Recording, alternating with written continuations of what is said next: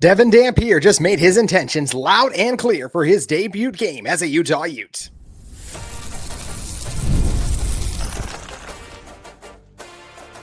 You are Locked On Utes, your daily podcast on the Utah Utes. Part of the Locked On Podcast Network, your team every day. Hello, everyone, and thank you for making Locked On Utes your first listen and view of the day. We are part of the Locked On Podcast Network, available wherever you get your podcasts. If it's your first time tuning into our show, make sure you like and subscribe. Today's episode brought to you by Monarch Money. You can take control of your finances with Monarch Money. Use the code LOCKEDONCOLLEGE, all caps, no spaces, at monarchmoney.com for 50% off your first year. My name is JT Wistrcill, and on today's show, we're talking about Devon Dampier's comments. We're also going to talk about if this Utah team is worth the hype that they are starting to get. Slowly but surely, as the season creeps up, more and more members of the national media coming around on Utah as a contender in this conference. And also just talk about what's next for Utah in a ever-evolving and changing future of college football. But first, as I mentioned, let's talk about Devon Dampier. He got his media availability. The last time we'll get to hear from QB1 before he takes on the UCLA Bruins in Pasadena on Saturday night. And he said, hey, what he wants to accomplish and what he wants to do here, and one of his biggest goals he has with this team this year too, is he wants to show the fans and the world that Utah can score the ball. It's so simple, right? But when you think about it, what is Utah known for? Defense and running the football. And obviously that's part of it. But I think also what he more so means by not just score the ball is he wants this place to become a school this year that's known for being a powerhouse, not just a defensive powerhouse, an all-around powerhouse. He said, everyone knows about our defense, but we want to show them what our offense is made of. And this is a Utah offense that didn't scare much last year, right? Like, at least we forget, just 23 points per game.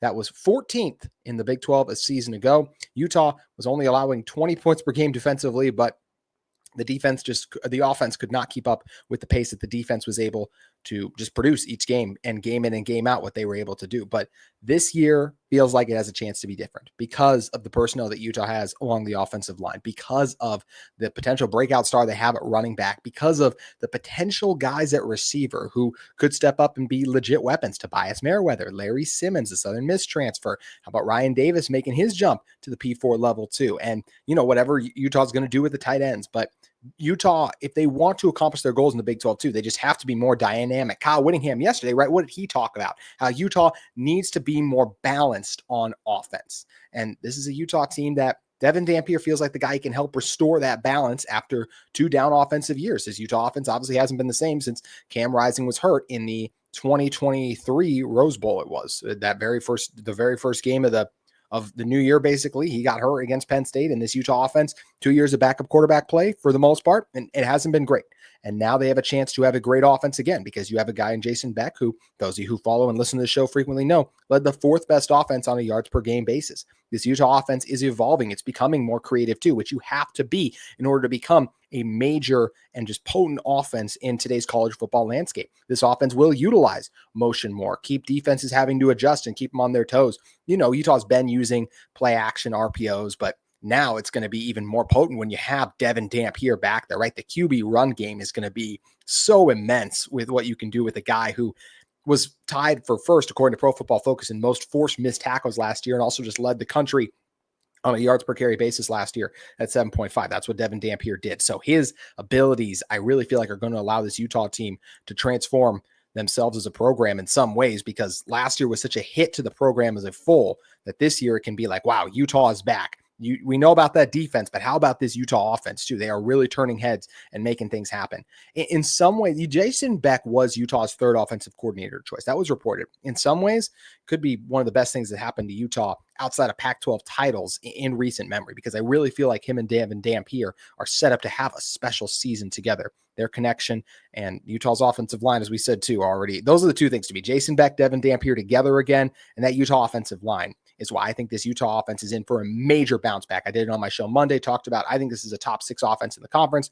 I am finishing in 5th, in large part due to the offensive line and quarterback play they're going to get. And I love that Devon Dampier made his goals and intentions clear that, hey, I want to show everyone what our offense is capable of too. Show the Utah fans in the world that they can score the ball. One thing he also said that I thought was interesting was that he's excited to represent the Big 12, wants to fight for this conference. So often Utah fans, we get a bad rap of like, oh, we don't want to be in this conference and all these things like that. And there's our quarterback out there talking about how we're proud to be members of the Big 12 and we're proud to represent too. And this is a massive game. Devon Dampier didn't say this exactly, right? But when Utah and all the Big 12 schools are trying to compare themselves to the Big 10 by the end of the season and the SEC and everyone else around, how you do in those non-conference games really matters. This is a good one for Utah because if Utah makes UCLA look bad in this game, I don't know how good UCLA is going to be in the Big 10 this year. So I think that's big for Utah if they can go in and really make a statement here and cause a lot of Bruin headaches in this one, because if UCLA eventually does get it turned around too and they look solid in the Big 10, we'll look back and be like, wow,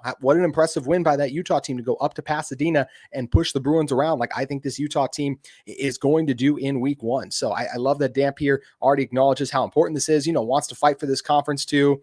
In non-conference games, the Big 12 is all friends in that regard, because if Arizona State loses to Mississippi State, they have to go to the Bulldogs. That would be really bad for the Big 12 trying to get multiple teams in the college football playoff. Thankfully, I don't think it's going to happen. Dampier also talked about just how awesome it is to be playing in the Rose Bowl. And, it's something that as Utah fans, right, we got to do that a couple years ago, 2 years in a row. But it's cool to hear a guy like Devon Dampier also just talk about like how significant that is to be in a venue as historic as the one located in Pasadena, in some ways the most famous venue in college football. If you want to say some home, other stadiums, that's fine. But Pasadena is the bowl game. It's the destination you want to be in at the end of the season. And Devon Dampier clearly understands how great it is that he gets to be there too.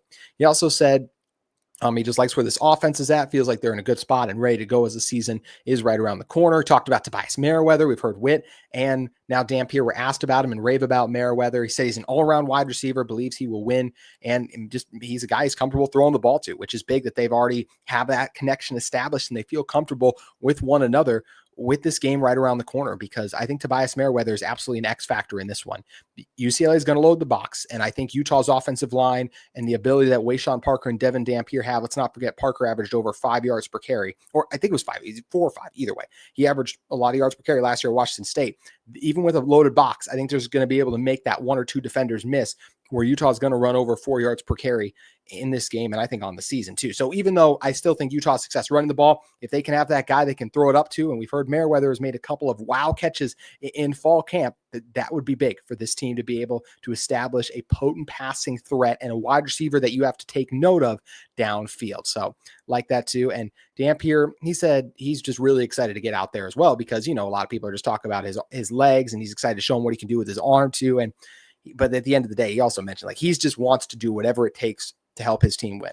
And the more I hear Devon Dampier talk, the more I'm like, yep, that's the new leader. And in some ways, the new face of Utah football, because anytime you have a quarterback who has the skill set of Devon Dampier, because of the importance of the quarterback position, he's going to become the face of your team, right? He's not the best player on this Utah roster. Spencer Fano is clearly that, but to me, Devon Dampier by the end of the year could absolutely be a top 100 player in college football. I think he's going to be in New York. I've said that before. He's a transcendent talent. That starts Saturday in Pasadena. One thing is clear from the latest media availability. Devon Dampier is ready to roll and ready to make his Utah Utes debut. But is this team worth the hype? That's the question that's been asked a lot throughout the offseason. My good buddy, Cody Stovall of Locked On Oklahoma State joins me to talk about where is all the hype coming from for this Utah team. And I'm going to explain why it is justified. But first, today's episode of Locked On Utes is brought to you by Monarch Money. Most people can't name all their financial accounts or even what they're worth, whether it's 401ks, properties or investments, and you just don't have the time to fill out the full picture. You can end up leaving money on the table. That's why there's Monarch Money. It's an all-in-one personal financial tool that brings your entire financial life together in one clean, easy-to-use interface and on your laptop or phone too. Monarch is built for people with busy lives. If you put off organizing your finances, Monarch is for you. Monarch does the heavy lifting, and you can link all your accounts in minutes, see clear data visuals, get smart categorization of your spending, and finally feel in control of your money without ever touching a spreadsheet. Maximizing investments, increase your savings rate easily, reviewing finances with your partner and or financial advisor. That's what you can do with Monarch Money. You can keep a clear view of your financial health. Don't let this financial opportunity slip through the cracks. Use the code LOCKEDONCollege, all caps, no spaces, at monarchmoney.com in your browser for half off your first year. That's 50% off your first year at monarchmoney.com with code LOCKEDONCollege, all caps, no spaces. You can head over to Monarch Money today.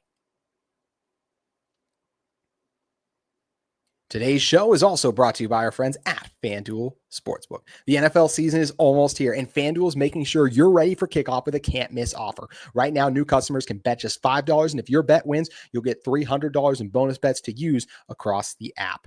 With FanDuel, it makes every game more exciting. Whether you're watching your team or just keeping an eye on your fantasy lineup, FanDuel has you covered. Also, what a great slate of college football games we have coming up this weekend.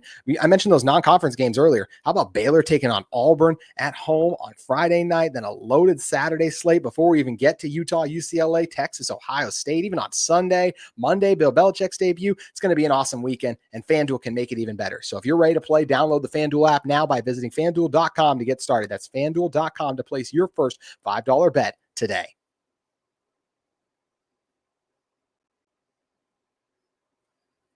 Also, Locked On Utes listeners want to remind you that we have an important request. Locked On wants to hear from you. We've put together a survey to learn more about our listeners and make your favorite podcast even better. This is your chance to tell us what you like and what you don't, and answer questions about our advertising. Go to the lockedonpodcast.com/survey to get started. Everyone who completes the survey will be entered for a chance to win one of 10 $100 Amazon gift cards. Again, that's lockedonpodcast.com/survey. You can also find the link in the show notes. Thanks for helping us out. Now, please enjoy my conversation with Cody Stovall. Oklahoma State had very similar seasons, right? Cowboys won 3 games. Utah wins 5 games. You lose your 55-year-old quarterback. We lose our 55-year-old quarterback. You lost Bernard to the NFL. We lost Ollie Gordon to the NFL. You lost your starting safety to the NFL. We lose Trey Rucker to the NFL. There's so many similarities between Oklahoma State and Utah, yet somehow all across the country, the national prognostications have the Utes in a massive rebound because of Kyle Whittingham, and Oklahoma State's going to have another 3 to 4 win season because of Mike Gundy, I guess. I don't completely understand it, so you're the expert. JT, help it make sense to Oklahoma State country. Why is Utah being judged so well and Oklahoma State's being judged so critically when we have a lot of very similar things to replace? Here's how I look at it. The biggest differences between Utah and Oklahoma State. We can talk about quarterback more in a second, but to me, we clearly have a better quarterback situation. Most important position on the field. Yes, he has to prove he can succeed at the P4 level. But when you look at the makings of a guy ready to step up, being the only player in the country last year who threw for over 2,500 yards, rushed for 1,000 yards, led college football in yards per carry, led the 4th best offense in a yards per game basis, re-teaming with his offensive coordinator, I might add as well too, and was tied for first amongst quarterbacks in forced missed tackles a season ago, is why a lot of the country is high on Devon Dampier. And also, I'll just say this. Why was Utah bad last year? They were in a bunch of one-score games that they could not win because, simply put, they had horrendous quarterback play. Oklahoma State not in a lot of – they were in some one-score games, but they also got blown out on several occasions. Utah really only got blown out against Colorado later in the season. So you look at this Utah team outside of that, yes, we obviously both have running backs to replace. We did get Wayshawn Parker. He had 700 yards as a true freshman at Washington State, so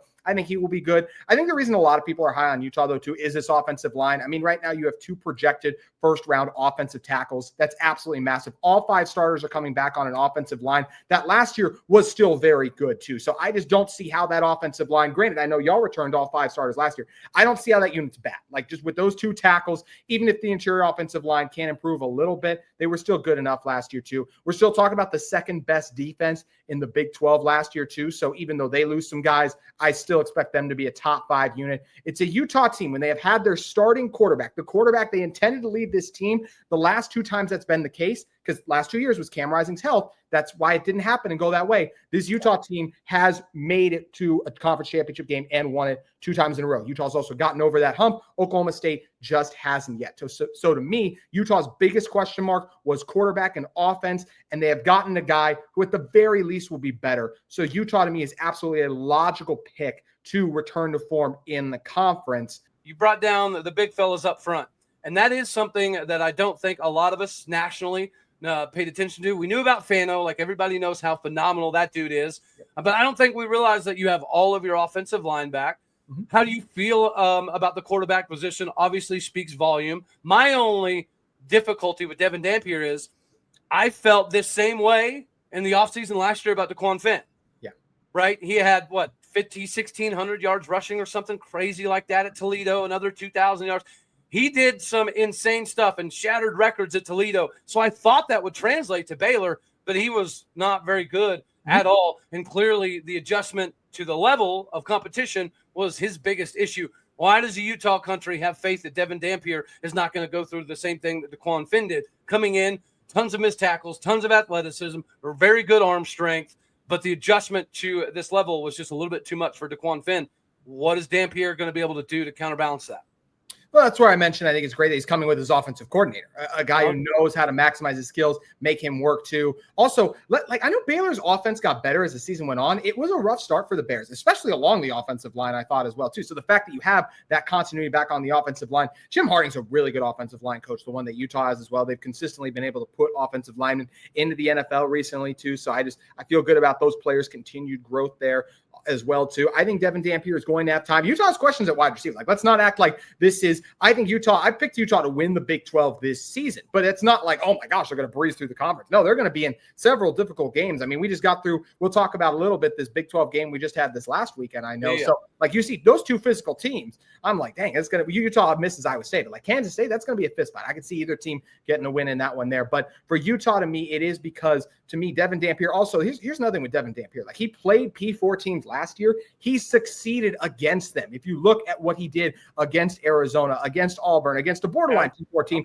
Washington State, he had good numbers against them overall. So to me, he feels like a guy who's ready to make this transition because he's going to have time in the pocket. Only sacked 5 times last year. He should have been sacked 5 times alone against Arizona or against Auburn, but he was sacked just 5 times on the year in total. So I like the athlete that he is. I feel confident he's in the right system to maximize him. Cody, it's totally fair to bring up DeQuan Finn, but if you look at college football as a whole, we do see G5 QBs come up to the P4 level and have success. Last year, Diego Pavia, say what you want about him. Vandy had one of their best years in a very long time. Curtis Rourke from Indiana. That's a very different quarterback than a DeQuan Finn and some of these guys, but he helped Indiana have a monster season a year ago too. And you can say that as well about Green, the transfer at Arkansas as well. Was he a great quarterback? No, but he still had success, made plays at the P4 level. So we do see quarterbacks come in and have success. It matters what system you're in. I feel like Dampier's in the right system. I think he's going to flourish. And Cody, I think the take that you have, I love you, man. I think it's insane. I think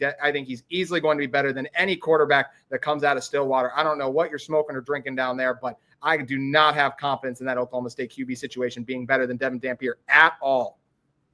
Well, I think Zane Flores is bigger than Dampier, has a better arm than Devon Dampier, and Hosseini is faster than Devon Dampier. What has he accomplished at the collegiate level?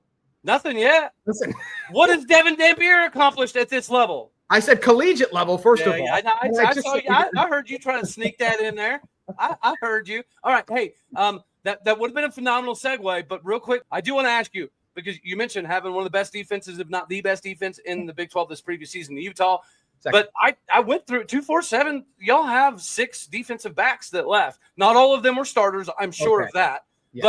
But what have you guys done in the portal to replace those few DBs that were starters to kind of get that defense back to where it was this last year?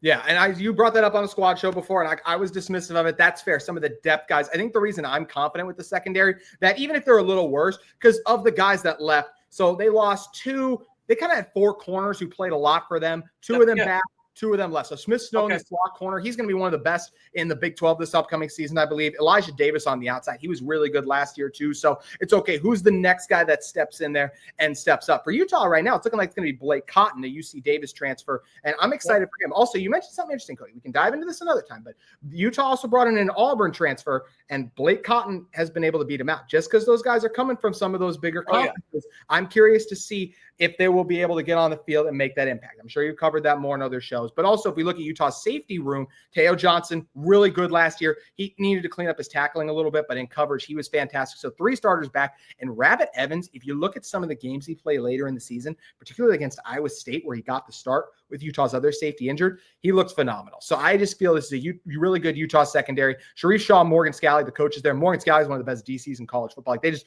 always produce really good secondary. Question for Utah will be along the defensive line. That's another position where it's like Utah usually has good defensive linemen, but they lost more transfers and guys to the NFL that were impact guys in that secondary. So it's kind of like, okay, who's going to step up on the defensive line? That's the question. Get Lander Barton back. Good linebacking core there. But do feel good about that secondary. Can Utah generate pressure? That's the bigger question. Today's episode of Locked On Utes is brought to you by Supply House. When the opening whistle blows on a new repair, you can get your crew moving forward with Supply House. Order today and see your parts on your doorstep tomorrow. Over 280,000 plumbing, HVAC, and electrical items from the most trusted brands in the business. Their real-time inventory and honest lead times keep you from punting projects, while their industry-leading customer service always has your blind side covered. Need a fast part for a project? Supply House has next day delivery. And talk about a game changer with delivery like that. The part finder tools and 3D schematic can save you hours on jobs where every detail matters. Join the free Trade Master program today and score serious perks like priority shipping, lower prices, and a dedicated support line. Visit supplyhouse.com to sign up for free and use the promo code SHCOLLEGS, so SH Colleges, for 5% off your order. That's supplyhouse.com. Real people, real service when you head over to Supply House today. All right, so here we get to what I think is the meat and taters. I know you're supposed to do some of the meat and taters on segment one, but I figured might as well spice this thing up a bit. What is with the Utah fan base, all right, and this – I thought, honestly, bro, I thought it was just poking fun at the Big 12 when y'all first got in the conference and Utah fans were like, well, this is stupid. We belong in the Big 10. I honestly thought it was Utah fans just poking the Big 12. But now we're deep enough into it that it's not that. There's tons and tons of Utah fans that legitimately believe they should have been in the Big 10. They've been Big 10 ready. And I'm not poking fun per se, but 15 years ago, you guys went from G5 to Pac-12 to Big 12, and where in that process, honest to God's truth, where in that process did Utah fans say, we're going from G5 to the Big 10? When did this happen, and why do Utah fans legitimately believe they're so far above the Big 12 that they should have already been in the Big 10 by now? Where did this come from? Yeah, well, first, I still think there's a lot of Utah fans that are like, okay, like if anyone could be in the Big 12, not Utah fan, but a lot of other fan bases as well, too, right? There's this arms race kind of going on in college football for brands. And also, like, the future of college football is so uncertain. You don't want to be left out. In a way, Utah got left out of the Big 10. I mean, their conference crumbled. So it's like, okay, where do we go? You're in scramble mode a little bit as well, too. I think so. Also, I'll just say this once again, I think a lot of Utah fans feel like, you know what, we're happy to be in the Big 12, but I know there are some that are not happy and want to go. I think there's a lot of people as well that are like, hey, we're just happy to be in the Big 12 in college football. And if we get to the Big 10 someday, that'd be great. But at the same, because I think a lot of people look at it like, at first I was like, oh, Utah could have gotten in the Big 10 if you look at based on some recent success metrics, which we'll go back to that in a moment. But at the same time, if Utah's goal is to compete for national championships and just win, their easiest path of access is absolutely in the Big 12, because Utah in a program is nowhere near what Ohio State is, what Oregon's also become in the NIL era, having to play them year in and year out. I just don't think is good. I'd much rather get to play them in that one game scenario than go through the conference grind of teams that are just frequently spending more than you. So the reason that some Utah fans were fired up about this, though, is what did Utah do? When you see people, and this goes for life too, when people get something that instead of you and you beat them at that, that's going to lead to frustration. We beat Washington, Oregon, USC. We beat those, UCLA a lot. We're going to play them this Friday. Like, we beat those teams. So the fact that they get in over that, I think there's some parts of it where it's frustrating of like, well, we're beating them. Like, that's what happened on the field. But the truth is about those Big 10 invites and everything. It's about so much more than that. It's about, what market you're in, some of the academic stuff. Even though I think Utah has good academics, right? It's just like the brand power is what it is more than anything, right? So I think for Utah fans, they were frustrated because it's like, wait a minute, we've been beating up on you guys. Not always, but like we've beaten Oregon, USC, all those teams, like, and you're getting it over us. I think that's where some of that frustration comes from. I mean, Cody, I'll ask you this, like, were you frustrated at all when Texas and Oklahoma got the invite, even though you guys have made conference championships and beaten both of them routinely? I mean, you guys won the last game against Oklahoma, right? Yeah. Yeah. We've won 2 of the last 3 against OU, and we won 12 of the last 15 against Texas. So, I mean, yeah, but at the same point in time, I don't know, man. I think we were honestly, most of us, we're pretty happy that Texas was leaving the conference. Now, we hate OU, but when you win 2 of the last 3, you kind of want to keep playing that game because it kind of feels like, oh, crap, we have caught them finally now. Now we want to keep playing them because we were playing catch-up for, 80 years. Right? Let's call it what it was.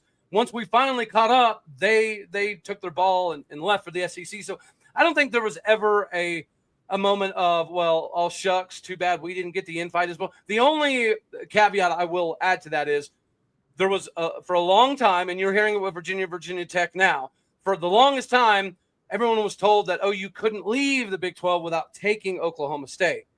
And so there was some people in the fan base that were pretty mad that OU left without bringing us along. But me personally, I'm glad that there's a degree of separation. I was tired of this little, we need you to tug us along like a life raft conversation that was constantly being had. If we're good enough to be somewhere, I want it to be on our own merits, not because OU had to tag us along. So I didn't hate it, to be 100% honest with you. I didn't like the backdoor dealings that made it happen, right? Obviously, that's not a good look. But at the same point in time, people tend to forget Texas has been a problem in the Big 12 since 1996. They've been an issue. From the day they got in, they wanted more money, they wanted more this, they wanted more of that. And unfortunately, our previous commissioners, they would give them that. And then, of course, OU would be like, well, hold on, we're better than Texas. If they get that percentage, then we should get that percentage. And the old Big 12 commissioner was like, you know what, you're right. You should get the same as Texas. And Texas didn't have the results on the field, right? That was the maddening part. You mentioned how you guys beat the Washingtons and the Oregons and the UCLAs of the world. So how they get in over you, that angle didn't make sense. We felt that way to some degree about Texas because we had been destroying Texas for 15 years like it was going out of style. But at the same point in time, they have the money, they have the 40 acres, they have the cachet. I'm happy that Texas is out of the conference. Not so much OU. I do miss Bedlam. I do think that it should be a yearly matchup no matter what the conference affiliations are. But at the end of the day, I'm telling you, man, Texas was going to keep being a problem no matter what. And if they start winning the SEC regularly, they will become a problem for that conference as well. I know everyone says that Greg Sankey will put them in their place. No, he will not. Texas is, unfortunately, they're like their own entity, right? They could operate just like Notre Dame if they wanted to. They're big enough. They make enough money. They get enough talent. They could overrun a lot of these SEC types. Oh, yeah? Why didn't they do that with Alabama then, though? Wouldn't they have given that special treatment to Alabama already? I mean, based on what we've heard, like, I don't know if they'd cave to Texas when they could be like, we didn't do that for Nick Saban. Why are we doing that for you? Yeah, I don't know, because Alabama never carried the same cachet as Texas. Texas is all about money. Yeah. Texas will always have more money than every other team in the SEC, and it'll never be close. So, and unfortunately, whenever you have that kind of money, that allows you to swing some doors open that everybody else cannot always open. Mm-hmm. That'll go over well in the SEC with some of those strong opinions too. That'll be something, Cody. Before we do skedaddle on off of here, I have stepped out on the ledge, and I'll either eat a bunch of crow or look like somebody who somewhat knows what he's talking about. I have the Cowboys going 9-3 this season. Yeah. I'm sure you have Utah going 8-4, 9-3, right around that range as well. Potentially 10-2, buddy. Okay. 10-2. What are your two losses?